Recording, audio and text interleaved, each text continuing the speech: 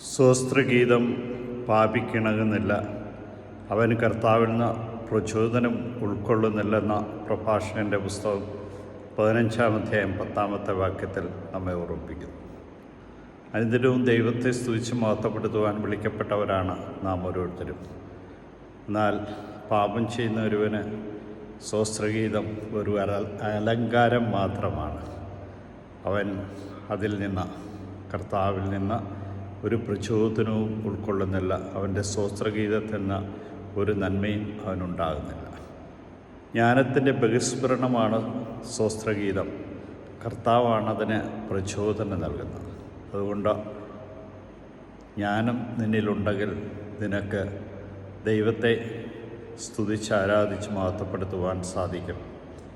കർത്താവ് നിനക്ക് പ്രചോദനം നൽകി നിന്നെ ശക്തിപ്പെടുത്തുകയും ചെയ്യും. അതിൽ നിന്ന് നിനക്ക്